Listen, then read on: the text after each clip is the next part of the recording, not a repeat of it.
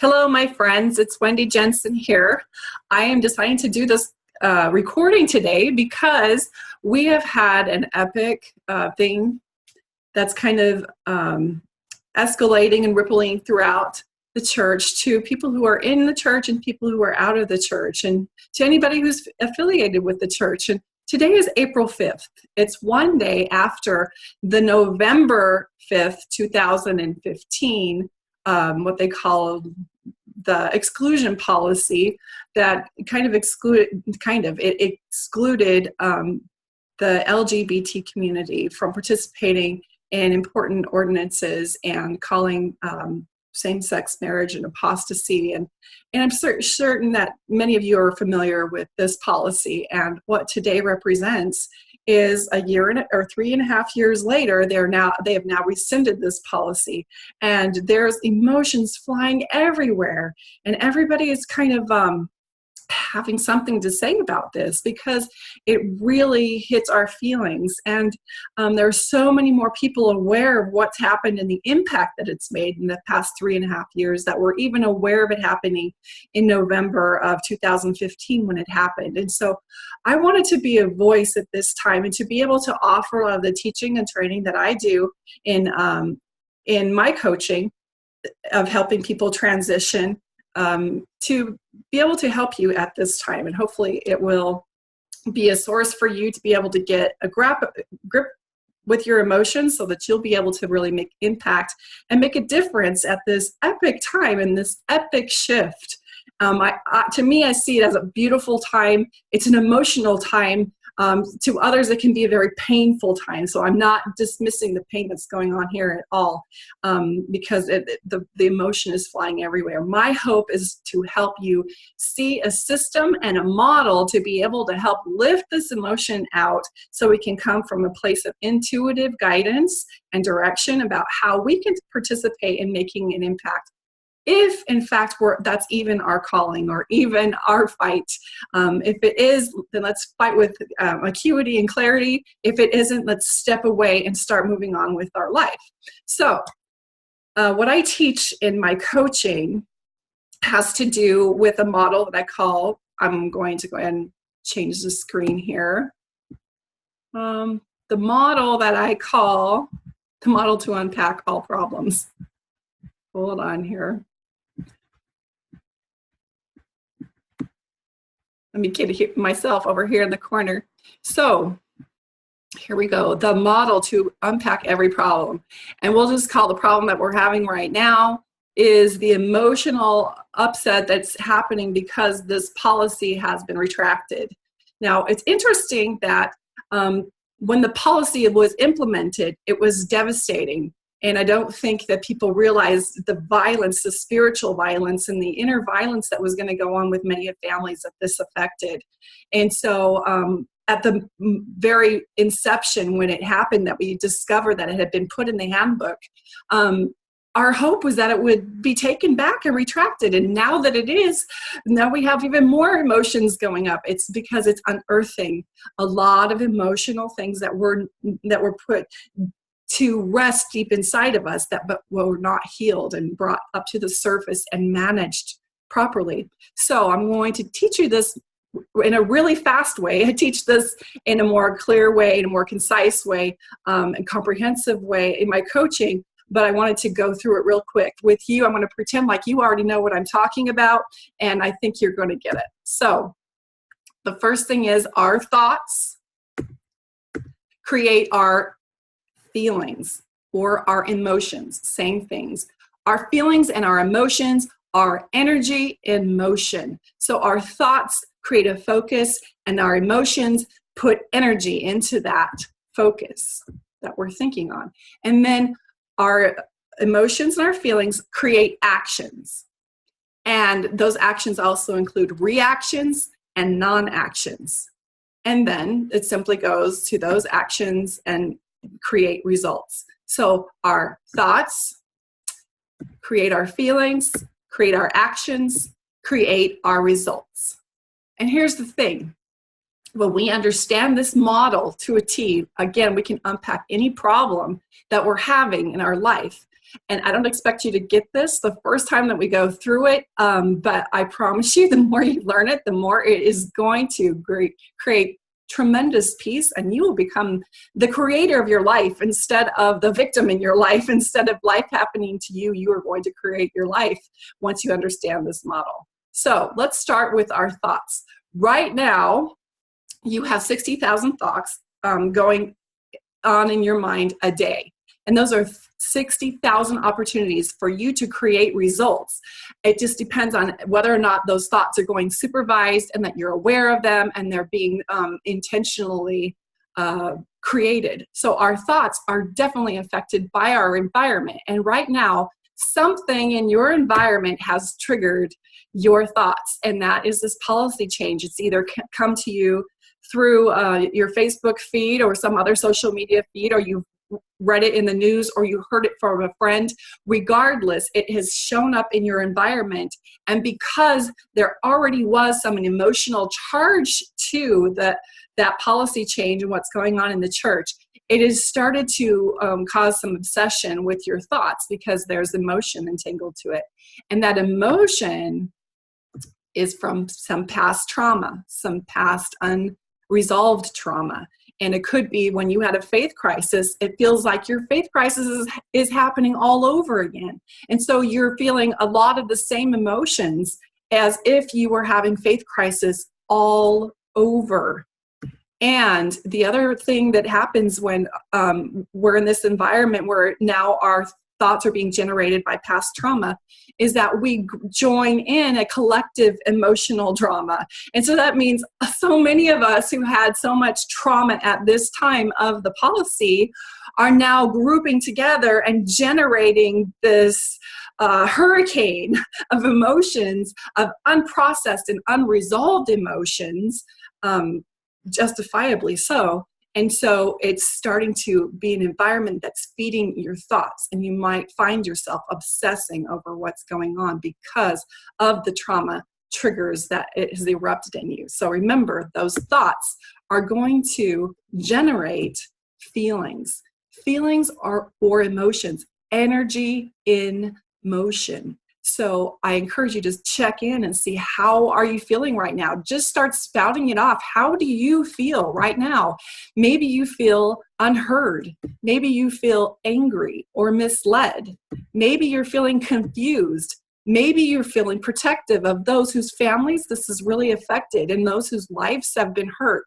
And maybe you're feeling betrayed, and that betrayal is coming up from before when you had your faith crisis, or before when you had any kind of emotions that when you felt unheard or misled or confused. Maybe you're feeling defensive. Maybe you're feeling misunderstood.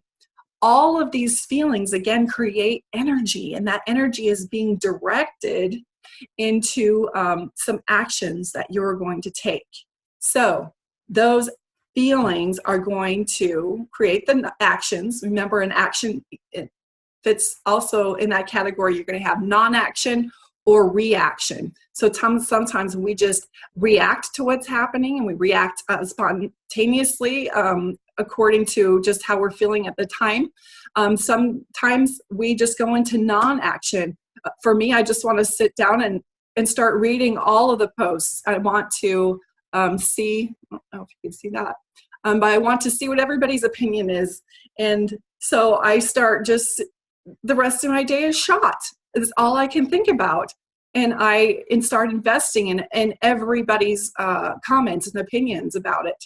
And I could just do nothing all day. I could start posting my own posts on social media in a way that I'm hoping that other people will hear me, or I'll feel validated, or I'll feel heard in some way, or I want to make a difference. I want people to see things in a way that's more helpful and has clarity. At least I want them to see how I see it.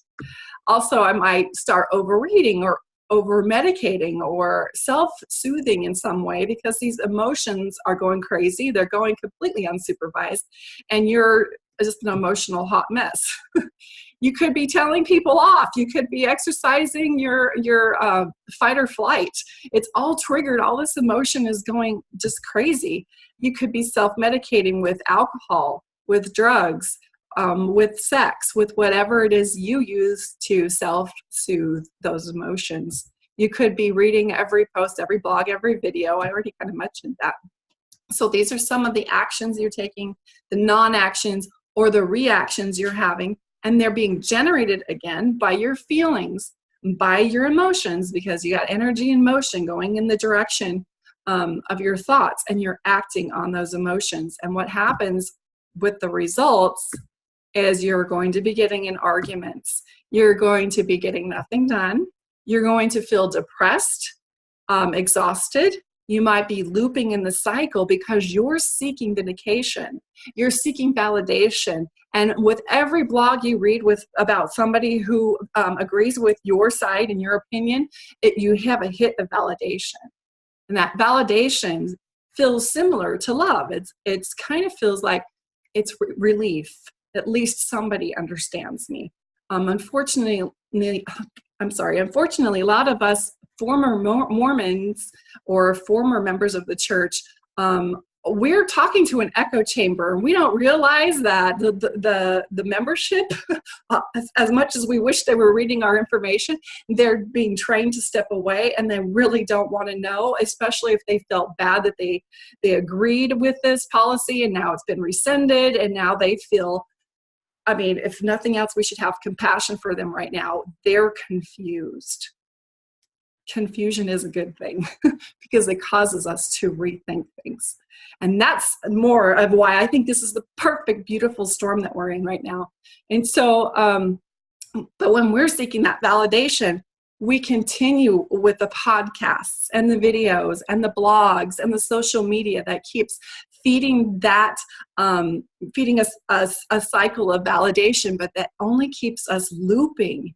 It doesn't help us pop out and move forward and move to higher ground and move to more higher functioning reactions and responses. So seeking that validation actually does not help us. It could be affecting your joy and your productivity because you're not able to be present at work. You're not able to be present with your kids. You have so many emotional things happening that it's hard to take care of your everyday things because it's just being overrun by the situation because you have unearthed unresolved trauma. So it could be making you sick, literally giving you a headache, causing you to be sick to your stomach, making you vulnerable so that other things in your atmosphere could actually take a hold and cause sickness in you because your energy field is down and you're a little bit vulnerable at this time. So these can be a lot of the results that happen because our thoughts have put into motion some emotions, and that has created some actions, and now we have these results going on. So I hope you're starting to see how this model can help you kind of, once you have a diagram that you can use this actually for anything. If you look at how you're feeling, you can spot the thought, learn how to find the thought. If you know what results you're having in your life, you can go backwards and see what the actions were, what the emotions were, what the thoughts are. That is a big, long course that I teach, and I'm not going to go into all of that right now, but I hope that you can see the wisdom in this. And when you learn these skills, you are going to be able to just completely take control of your life. So, oh, I forgot moody in there. Maybe some of your results is you're being a little moody. I know I am. At times when I go unconscious, you can definitely see me be moody. So what I wanted to share with you is how we can reverse this. There's a couple things for you to understand so that you can get control. Let me move my little picture of myself down here so that you can see. So in this graph, I have what you cannot control and what you can control. There's nothing that'll create more craziness in your mind and more insanity than when you try to control things that you can't control. And there's actually very little in life that you can't control. But sometimes we get really possessive and obsessive about the things that we just can't control. Friends, brothers and sisters, that I love you so much, and I know you're going through a hard time right now, but you cannot control what the church is doing and saying. You have no control over that. And you don't have any control how other people are going to respond to what's going on. Your effort to control those things is going to create insanity, and it's going to create a more emotion in you, that you're going to feel stifled and stuck and powerless. And those emotions are going to cause you to do some really wacky things. So being able to understand what you can't control and set it to the side and realize that that's untouchable. I'm going to have to reconcile that. So focusing on what you can control, and what you can control is the things that we just talked about. And that are your thoughts, your feelings, your actions, and your results about what's happening. You can control those things, but you have to be able to have the skill to go inward and observe what your feelings are, what your thoughts are. And one way of doing that is to get it out on paper. So I'm going to go through a couple of things here that will help you gain control. The first one is to protect your thoughts. Again, the environment that you are creating for yourself is all under your control. You do not have to read your phone. You don't have to get on Facebook. You don't have to read that article. You don't have to turn on the news. You, if you really want to get into a space of groundedness and stability, emotional stability, you need to be proactive in protecting your thoughts and creating an environment where your thoughts can start generating more power for you. Because I don't know if you noticed that when you are in an emotional state, you think you're powerful, but you're actually disempowering yourself. And so start by protecting your thoughts. Get away from the next article and the next blog, the next podcast that's going to, all it's going to do is feed your thoughts more. And it's going to create that validation loop that I was talking about. The validation is an illusion. The validation is not going to help you pop out of the cycle. So protect your thoughts. Go for a hike. Take your children somewhere. Go to a movie. Read something that has nothing to do with what's going on. If you cannot change what's happening in the church, and you cannot change how people are reacting, responding, there is no reason for you to be in the shitstorm right now. You don't have to be spinning in the cyclone. Step away, let it settle down, let you settle down, and so that you can be proactive in being helpful and making an impact in a way that will be useful. So the next thing is to stop seeking validation from those outside sources. The validation that you're seeking, every time you seek it from an outside source, is really going to put you at odds with yourself. Because the only validation you need is from within. The only one that you need to understand you is you. If you understand how you feel and you understand how you think and you're okay with it, but you're in this place of, I can always learn more and I want to expand and I want to see things in all different ways. So that's being open about who you are, not being stubborn. I'm talking about you validating yourself. And this is such a beautiful time for you to validate yourself. The fact that they're rescinding this policy, that they're taking it back, is proof that when you felt it was wrong and you said no, that you were following that gut instinct inside that is guiding you to a place of true compassion, true harmony, and true alignment with your fellow beings. So that should bring you the validation, the interpersonal validation, and the only validation that matters. And you understand that, and you understand you, and give yourself credit. When you give yourself credit and you validate yourself, you're actually accessing a renewable, sustainable energy force from within. You're not grabbing and trying to siphon it off from every external source. You're not trying to siphon off somebody's attention over here whose blog resonates with your same ideas. That is no power there. But you remembering the awkward feeling you felt and following through with your gut instincts and not betraying your conscience and putting it on the altar of obedience to a prophet, that you did the right thing at that time. That's the validation you're looking for. That's the being understood. So I hope that you can understand that seeking that validation from outside sources is not going to get you anywhere. And the third one is to observe your inner world, watch your thoughts, become aware of your emotions, learn how to process those emotions. All of this stuff is coming up for you for a reason. It's not because it just wants to haunt you and make you sick.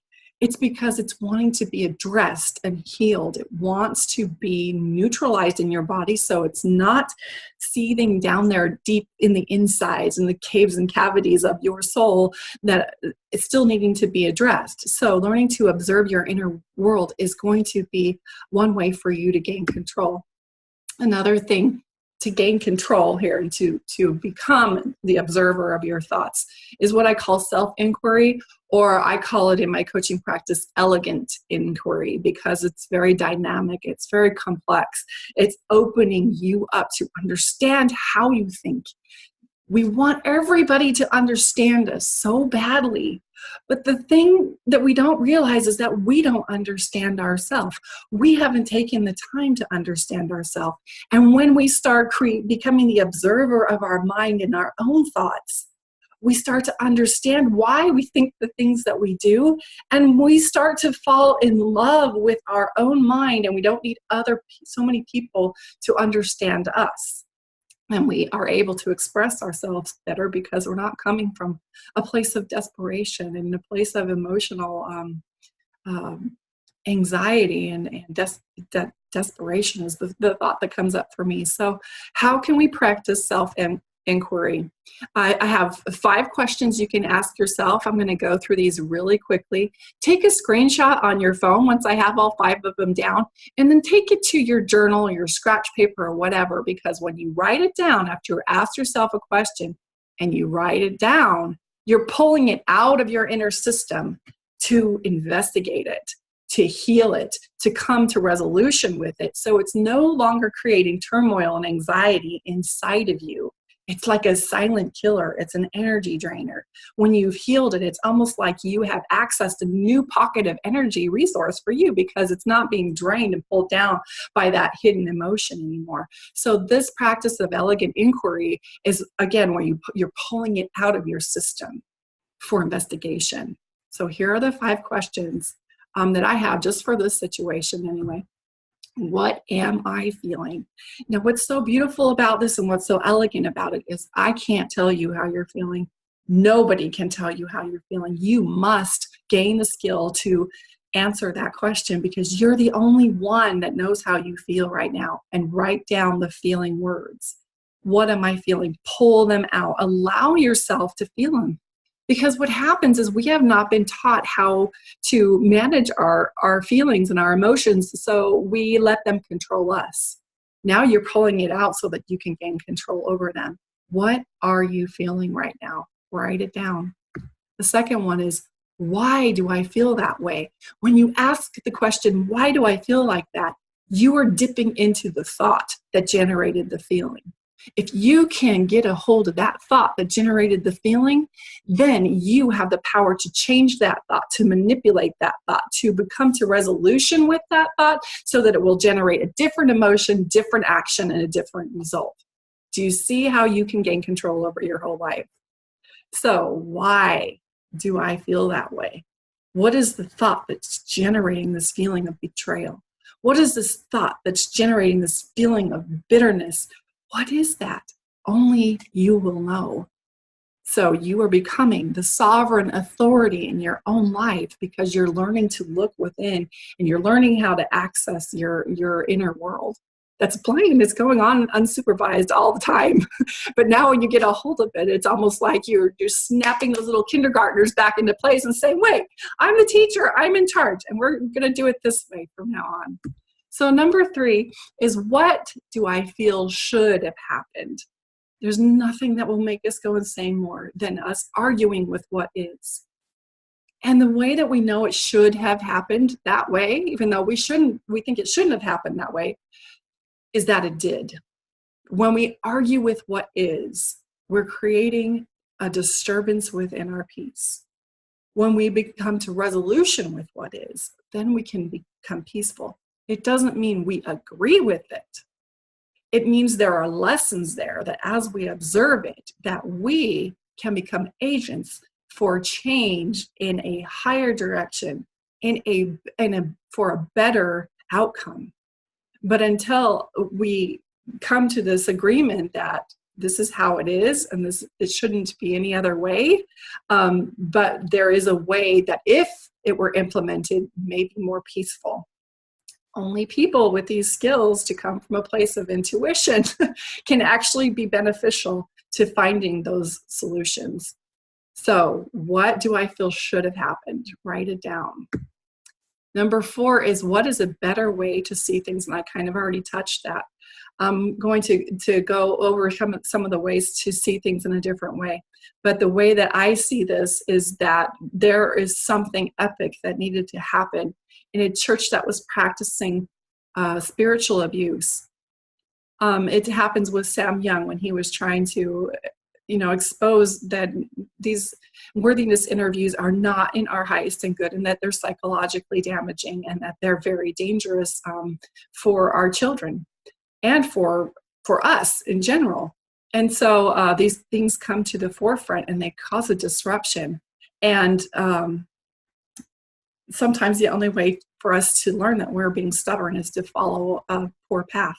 And that's exactly what the church did. And so they're understanding now that choice was not proper. But underneath all of that, there's another dynamic going on, and that is all of the power that people have been putting in to following the prophet and being so obedient, and to kind of transfer their own inner authority over to the prophet and to the brethren and the leadership. And it's starting to create a break, a deconstruction in that system that is not a healthy system. We are designed to be the sovereign authority in our life. And so there's a lot of that transference that's happened. And now all those things are in question. That's why confusion is a beautiful thing, because confusion, and it's part of the cognitive dissonance, it causes us to think differently and pop out of our old paradigms so that we can actually come to differing conclusions. So what is a better way to see things? That's a better way. It's an exciting way. I am very happy to be observing this and watching this. It does not negate the pain and the suffering. We're talking about lives here. Lives have been lost because of this epic shift. And that's why it's so important for me to teach how we can get a hold of our emotions and our own mind. Because when we're reacting and responding to whatever the church is doing, they're still controlling us like puppets. They're triggering our emotions, and we're reacting and responding because we have not yet gained the skills to act with stability, and to act with integrity, not because we're not being truthful, but because we're emotional about it and we're reacting. And so that's why it's so important to me, because those lives have been lost. And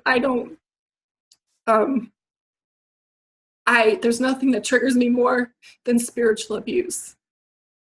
And so to me, this is a time for us to rise up and to gain those skills, not to just wake up. It's not enough just to wake up. We have to grow up. We have to gain these skills, and we have to clean up.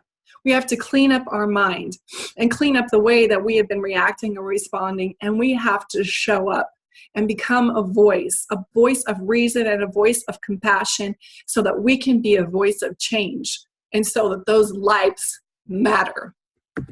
Okay. Woo! Sorry, got so emotional about that. Number 5 is, how can I come to resolution? How can I see this as a learning point, a lesson? Once we see the lesson, it doesn't have to repeat itself.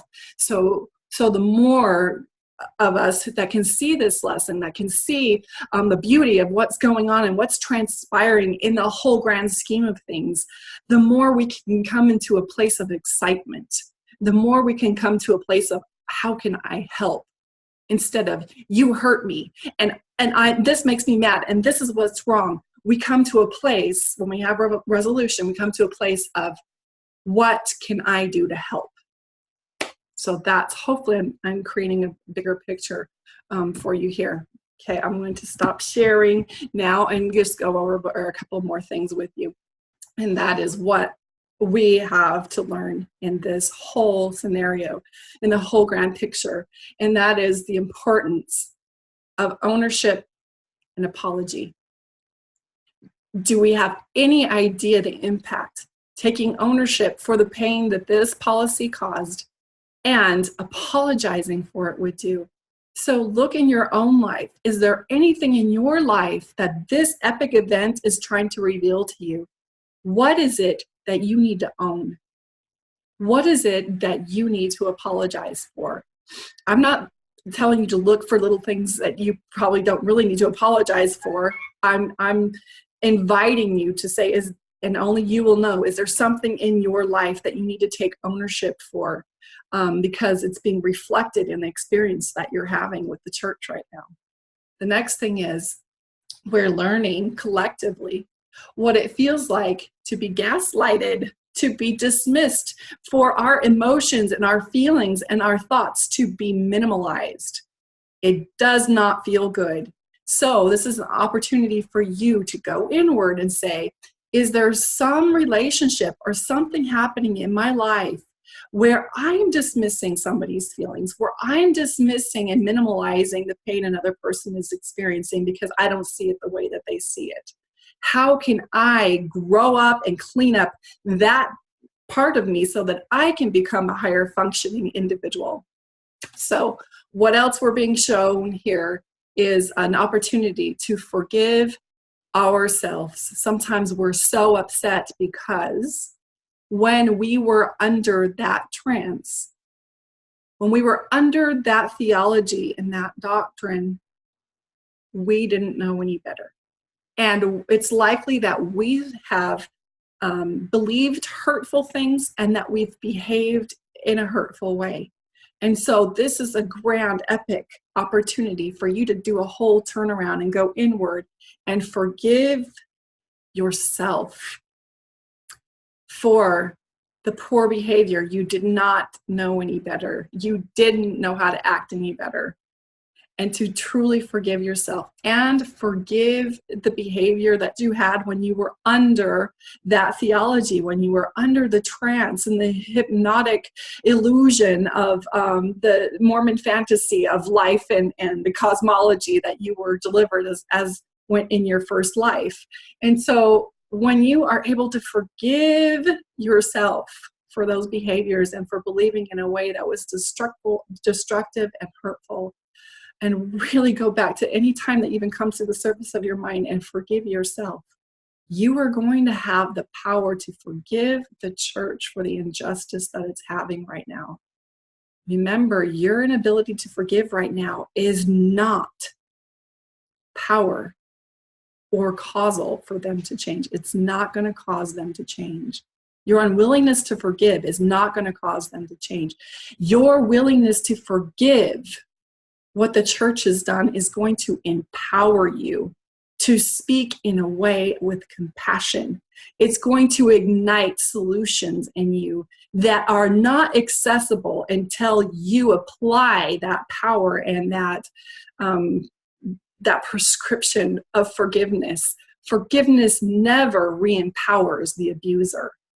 Forgiveness empowers the abused. And so start with yourself. Forgive yourself for anything that you did when you were under the influence of those doctrines that were so exclusive, and go into that place of forgiveness so that you can access more forgiveness for the church and for the doctrine, the hurtful doctrines that have been implemented. That's a powerful thing. I hope you heard me there.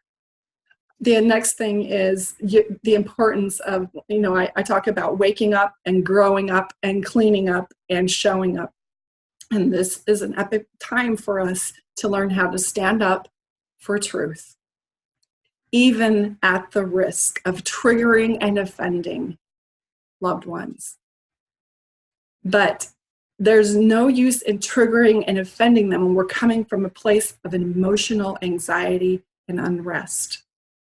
When you are stable and true and you feel solid and resolute within, then you are coming from a place of compassion, consideration, and sensitivity. And when you do that, that's when you make impact. If you're just pissed off and angry and you are, going off on an emotional tangent, you are completely ineffective. So I'm inviting you to come into that place of inner peace and inner resolve, so that you can open up a whole different part of your brain and your mind and your intuition and your gut, and that you can access that power that wants to be in the revolution in a way that will make good impact, not to just be all worked up. And so that's why I'm sharing this with you today. It's a perfect time for you to learn how to come from that diplomatic place, from that effective place, and not being a hot mess. Because when you're not a hot mess, you're not coming from a place of emotion, you're going to know what you can do to make a difference. You might discover that it's really not your fight, and it's time for you to just walk away and start living your life. And you know what? There's nothing wrong with that. If that is the conclusion you come to, go without shame, without guilt. Go. There are going to be plenty of people who are going to be on the battlefield. You don't need to be here. It doesn't have to be your fight.